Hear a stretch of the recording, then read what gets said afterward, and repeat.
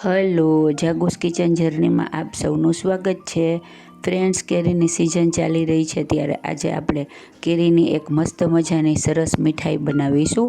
આ મીઠાઈ એટલી ટેસ્ટી અને એટલી સુપર યમી લાગે છે ને કે હું તમને શું કહું. તો ચાલો શરૂ કરીએ. આના માટે સૌથી પહેલાં મેં 500 ml ફૂલ ફેટ દૂધ લીધું છે. મેં અત્યારે અમૂલ ગોલ્ડ લીધું છે. તમે કાંઈ પણ કંપનીનું લઈ શકો છો.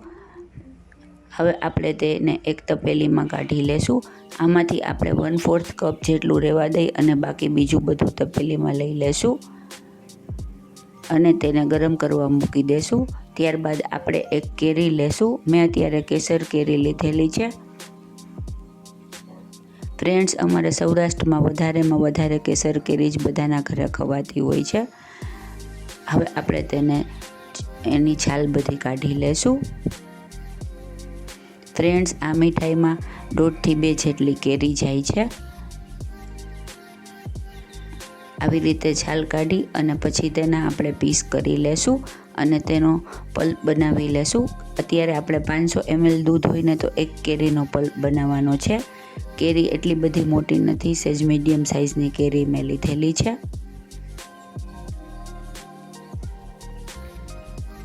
આવી રીતે તેના પીસ કરી અને આપણે મિક્સરમાં તેનો પલ્પ રેડી કરી લેશું. આમાં આપણે પાણી કે ખાંડ એવું કશું અત્યારે નાખતા નથી, ખાલી એકલી કેરીનો જ પલ્પ રેડી કરવાનો છે. જુઓ, કેરીનો પલ્પ બનીને રેડી છે. હવે આપણે દૂધ ગરમ મૂકવા દીધેલું છે ને તે એમાં ઉભરો આવી ગયેલો છે. આપણે તેને ધીમો ગેસ રાખી અને ઉકાળતા રહેશું. દૂધ એકદમ સરસ ઉકળી જાય એટલે આપણે તેમાં અડધો કપ ખાંડ એડ કરીશું. ફ્રેન્ડ્સ, મેં અત્યારે અડધો કપ ખાંડ લીધેલી છે. તમે તમારા ટેસ્ટ મુજબ લઈ શકો છો, પણ આટલી ખાંડ ઇનફ છે.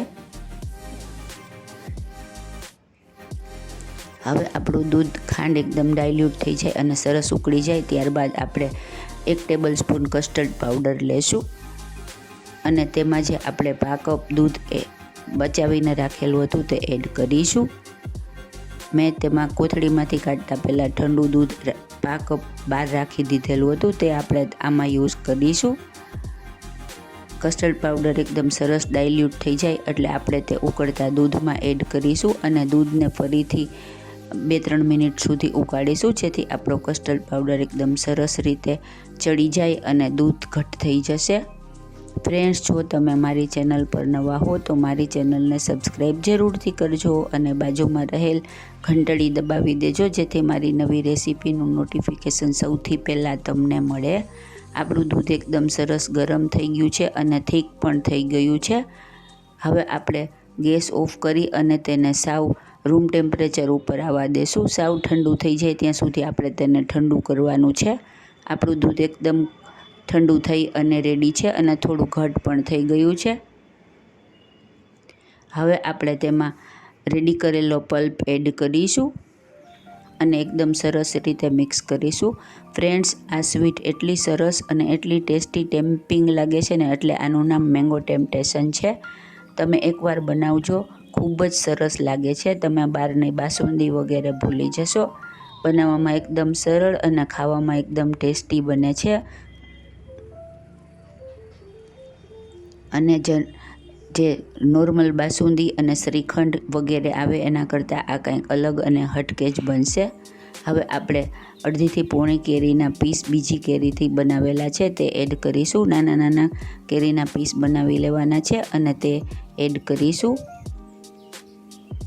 ફ્રેન્ડ્સ, હવે આમાં આપણે એક બીજી સરપ્રાઈઝ વસ્તુ નાખીશું, જેનાથી આનું ટેમ્પિંગ એકદમ સરસ વધી જશે. હવે આપણે તેમાં થોડો એલચી પાવડર એડ કરીશું. આ ઓપ્શનલ છે, તમને ગમે તો નાખી શકો. બરાબર મિક્સ કરી લેવાનું. ત્યારબાદ આપણે આપણી સરપ્રાઈઝ વસ્તુ નાખવાની છે તે એડ કરીશું.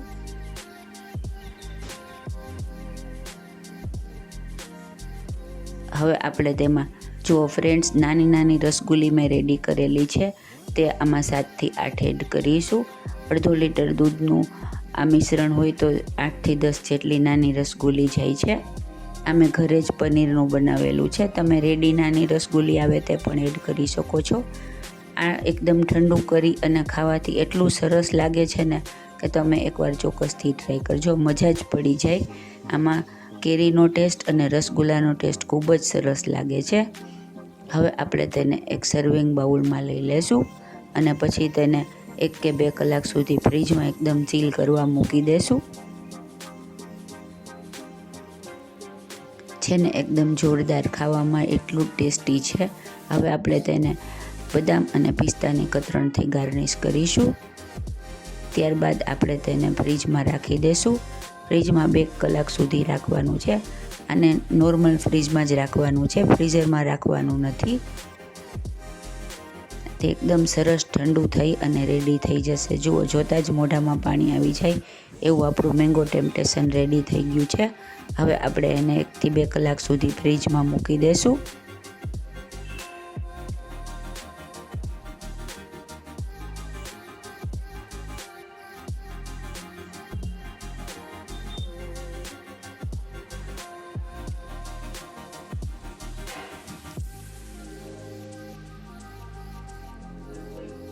ખાવામાં આ મેંગો ટેમ્પટેશન એટલું સરસ લાગે છે ને કે તમે કોઈ ગેસ્ટ આવ્યા હશે ને તો બનાવશો ને તો તે પૂછશે કે આ ક્યાંથી બનાવ્યું અને ક્યાંથી લાવ્યા.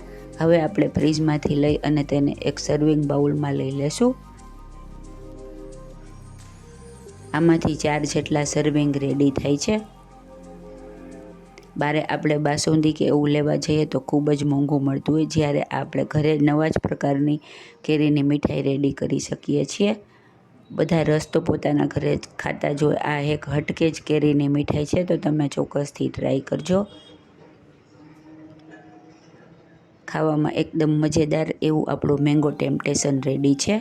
ફ્રેન્ડ્સ, જો તમને મારી રેસીપી પસંદ આવી હોય તો તેને લાઇક, શેર અને સબસ્ક્રાઈબ જરૂરથી કરજો. ધન્યવાદ.